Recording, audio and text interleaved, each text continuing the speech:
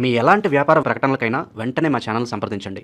అందరికీ నమస్కారం. నేను శిరీష. ఈరోజు మనతో పాటు ఉన్నారు ప్రముఖ తంత్ర జ్యోతిష్యులు, జ్యోతిష్య సామ్రాట్, జ్యోతిష్య రత్న చింతా రుక్మేందర్ రావు గారు. గురుగారితో మాట్లాడదాం. గురుగారు నమస్కారం. మాతృదేవోభవ, పితృదేవోభవ, ఆచార్య దేవోభవ. ఓం నమో మాందేశ్వరాయ నమః. గురుగారు చూస్తున్నాగా 2025 సంవత్సరం అయిపోయి, సో 2026 నూతన సంవత్సరం, ఆంగ్ల సంవత్సరానికి వచ్చేసాం. సో ముఖ్యంగా ప్రతి ఒక్కరికి ఉండేదే ఈ సంవత్సరం అంతా ఎలా ఉంటుంది, ఎలాంటి జాగ్రత్తలు తీసుకోవాలని. సో ముఖ్యంగా చూసుకుంటే మకర రాశి వారికి ఎలా ఉండబోతుందంటారు, ఎలాంటి జాగ్రత్తలు తీసుకోవాలి, ఏ దైవాన్ని పూజించమంటారు? 2026 సంవత్సరం ఆంగ్ల సంవత్సరం. ఈ మకర రాశి వాళ్ళకు సంవత్సర ఫలితాలు ఎలా ఉన్నాయని తెలుసుకునే ముందు అన్ని రాశులు చెప్పినట్టే ఈ రాశికి కూడా ఈ రాశి యొక్క ప్రత్యేకమైన విషయాలు కొన్ని మాట్లాడుకున్న తర్వాత సంవత్సర ఫలితంలోకి వెళ్దాం. ఈ మకర రాశి అంటే కాలపురుషుడికి 10వ రాశి. కాలపురుషుడికి 10వ రాశి అంటే కర్మరాశి. ఎవరు ఏ వృత్తి చేస్తారు, ఏ వృత్తిలో స్థిరపడతారు. కర్మ అంటేనే పని, కర్మరాశి అంటే పని రాశి అని అర్థం. నిత్యం పని చేసేవాళ్ళు ఈ రాశిలో పుడతారు, ఆదాయం ఉన్నా ఆదాయం లేకపోయినా. మన కాలపురుష తత్వంలో మోకాళ్ళు సూచిస్తుంది. ధనుసు రాశి మన తొడలను సూచిస్తే అందుకు తర్వాత వచ్చేటువంటి మోకాళ్ళను సూచించేటువంటిది. ఇప్పుడు మోకాళ్ళలో చిప్పలు మార్చుకుంటూ ఉంటారు చూడండి, గుజ్జు తక్కువ అయిపోయింది, అరిగిపోయినాయి. ఇదే ఈ రాశి యొక్క తత్వమే అది. అదే యుక్త వయసులో ఉండి కూడా మోకాళ్ళలో శక్తి లేకపోతే వాళ్ళు ఏం చేయలేరు.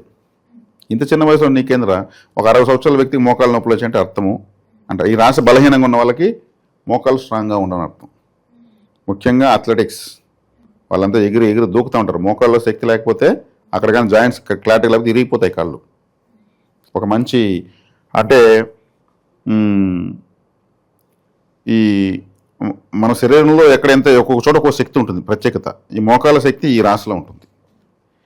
ఇదే విధంగా కర్మరాశినని కాబట్టి వీళ్ళు ఎప్పుడు పనిచేస్తూనే ఉంటారు. నష్టం వచ్చింది అనుకోండి, పనిచేసి మళ్ళీ 200% పనిచేస్తారు. మళ్ళీ నష్టం వచ్చింది మళ్ళీ 300% పనిచేస్తారు. మళ్ళీ నష్టం వచ్చింది 400% అంటే లాభం వచ్చేవరకు కష్టపడుతూనే ఉంటారు. వీళ్ళు భయపడరు. అంటే పనిచేసే వాళ్ళంటే ఎవరు? కర్షక కార్మిక వర్గాలు మొత్తం ప్రపంచంలో లేబర్ డిపార్ట్మెంట్ మొత్తం ఇదే. 3 షిఫ్ట్లు 4 షిఫ్ట్లు అంటే పోతూనే ఉంటారు, పని చేస్తూనే ఉంటారు. వాళ్ళు కానీ లేకపోతే ఇండస్ట్రీస్ లేవు. ఓటర్స్ ఎవరైనా ఎలక్షన్లో గెలిపించాలంటే ఈ రాశి వాళ్ళే, ఈ రాశి స్వభావంలో ఉంటుంది. తిరుగుబాట్లు, విప్లవాలు, ప్రజల తిరుగుబాటు, సిపాయిల తిరుగుబాటు, అది ఆంగ్లేయుల పైన తిరుగుబాటు, ఇంత మకర రాశి ఎఫెక్టే. ఎదురు తిరగడం అంతా మకర రాశి. కార్మిక సంఘాల ఆందోళన ఎన్నిసార్లు చేయలేదు? మాకు జీతాలు పెంచాలి, మా కోరికలు నెరవేర్చాలి అని ఆందోళన అంతా కూడా ఇదే. అట్టడుగు వర్గాలలో ధర్నాలు చేస్తారు, అత్యున్న స్థాయి వాళ్ళు ధర్నాలు ఏం చేస్తారు, వాళ్ళకి ఏం లోటు ఉండదు కాబట్టి ఇది సూచిస్తుంది. అంటే వీళ్ళు పనియే దైవం అని నమ్మిన వాళ్ళు. అంటే గమ్మున కూర్చొని వీళ్ళు కూర్చోరు, పని చేస్తే డబ్బులు వస్తుంది, మధ్య పని చేసుకుందాము, ఏమి చేయకుండా నేనేమి చేయకుండా నాకు ఎదురు ఉంటే ఎలా వస్తుంది అని చెప్పేదానికి తార్కాణం వీళ్ళే. కాబట్టి ఒక సూపర్ మార్కెట్ పెడుతున్నారంటే అక్కడ ఒక 50 మంది సేల్స్ గర్ల్స్ కావాలంటే మకర రాశి ప్రభావంలోనే వాళ్ళు వస్తారు. సేల్స్ బాయ్స్ కావాలంటే మకర రాశి ప్రభావంలో 100 వచ్చి వాళ్ళు పని చేయకపోతే వాడు 10 కోట్లు పెట్టిన ప్రయోజనం లేదు. ఫైనల్గా వీళ్ళే మొత్తం అమ్మి పెట్టేది, కస్టమర్ సాటిస్ఫాక్షన్ చేసి. కాబట్టి ప్రపంచం అంతా ఈ క్యాడర్ ఉంది కదా. కాబట్టి ఎక్కడ కష్టం ఉంటుందో, ఎక్కడ కష్టంగా పనిచేస్తుంటారో అదంతా మకర రాశి ప్రభావంలో ఉంటుంది. ఈ రాశి వాళ్ళ ప్రత్యేకత పుట్టిన మొదలుకొని చచ్చే వరకు ఏదో చనిపోయిన కూడా ఏదో ఒక పని చేస్తూ చనిపోతారు వీళ్ళు. కనీసం పుస్తకం చదువుతూ ప్రాణం వదులుతారు, అట్లుంటుంది. ఇప్పుడు వర్కే నడవకపోతే ప్రపంచంలో ఏది తయారవుతుంది? అది మకర రాశి యొక్క ప్రాధాన్యత. ఇప్పుడు మకర రాశి లేకపోతే ఏది ఉత్పత్తి జరగదు, ఏ వస్తువు మనకు తయారు కాదు, మ్యానుఫ్యాక్చరింగ్ అవ్వదు. ఇంకా ఈ రాశి వాళ్ళకి ఈ సంవత్సరం శనేశ్వరుడు 3వ ఇంట్లో ఉండడం ప్లస్ పాయింట్, రాహు 2వ ఇంట్లో ఉండడం ప్లస్ పాయింట్. ఇక తీసుకుంటే లాభం వీళ్ళకి ఇంక ఇతరత్వం ఏమున్నాయి బెనిఫిట్స్? శుక్రుడు బుధుడు ద్వితీయ స్థానానికి వస్తున్నారు. కాలసర్ప దోష ప్రభావంలో వచ్చినా కానీ సప్తగ్రహ కూటంలో వస్తున్నారు, అది ప్లస్ పాయింట్. గురువు 6వ ఇంట్లో ఉన్నాడు, అది మంచిది కాదు. ఇక తీసుకుంటే అష్టమంలో కేతు ఉన్నాడు, అది మంచిది కాదు. అంటే ఒక విధంగా 60-40 అని చెప్పచ్చు. 40 నెగటివ్, 60 పాజిటివ్గా ఉంది. నెగటివే మొత్తం లేదు, పాజిటివ్ కూడా ఉంది. వీళ్ళకున్న ప్లస్ పాయింట్ ఏమంటే వీళ్ళు స్వతహా కష్టపడతారు, అది లైఫ్ టైం ప్లస్ పాయింట్. వీళ్ళ కష్టం ఎక్కువ, గుర్తింపు తక్కువ. కష్టం ఎక్కువ, ఆదాయం తక్కువ. వీళ్ళ కంపెనీలో పోతే వాళ్ళు ఒక 10,000 జీతం ఇస్తే ₹1,00,000 పనిచేసి పెడతారు. దాన్ని వాళ్ళు చూస్తారు, అబ్జర్వ్ చేస్తారు, కానీ 10,000 ఇస్తారు. ఇంత కష్టపడే ఇంకొక 2,000 ఎక్స్ట్రా అవుతుందని అనుకోరు. మనం ఇంత చేస్తే మనకి ఏదైనా ఇస్తారో, చేసి చూపిద్దాం, చేసి చూపించగా ఉంటే అడగదామని వీళ్ళు అనుకుంటారు.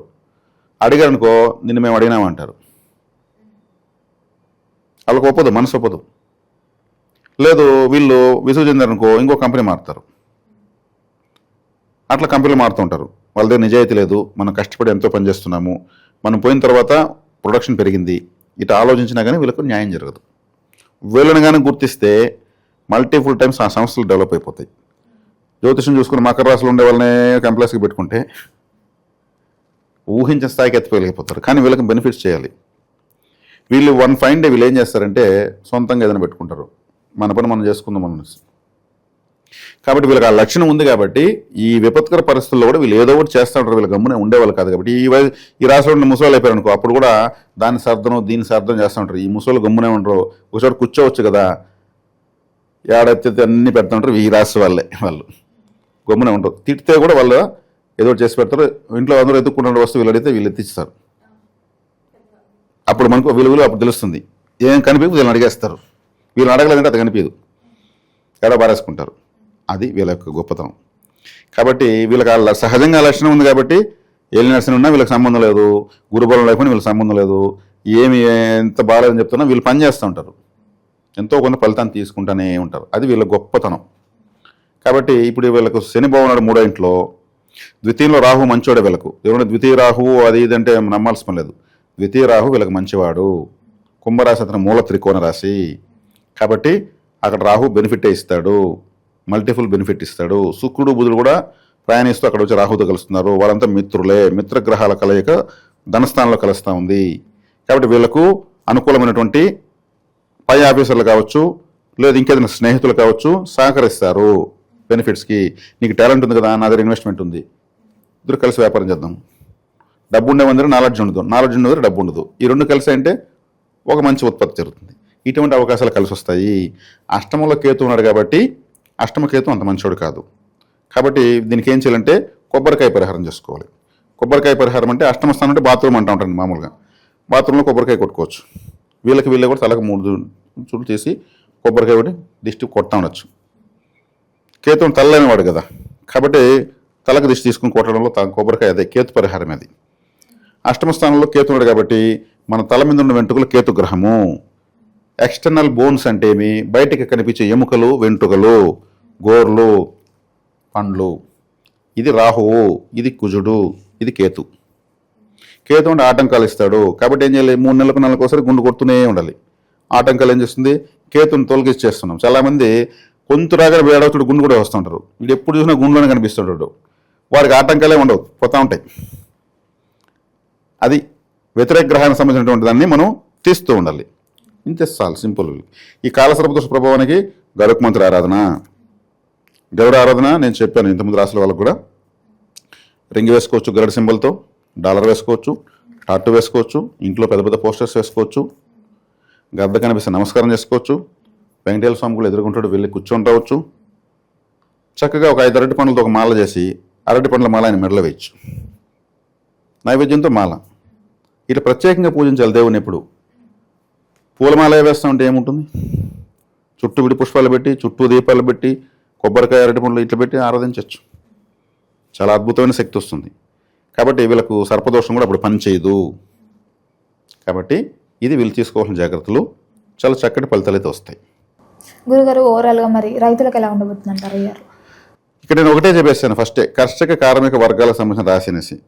ప్రపంచంలో రైతే రాజు, ఎప్పుడు కష్టపడే రైతు అంటూ ఉంటారు.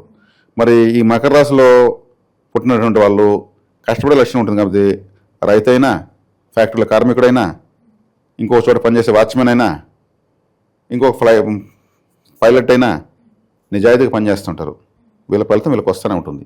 కాకపోతే ఈ సంవత్సరం వచ్చినటువంటి కొన్ని రకాల తాకడాల వల్ల నేను చెప్పిన పరిహారాలు చేసుకుంటే వీళ్ళు పూర్ణంగా ఫలితాన్ని తీసుకుంటారు.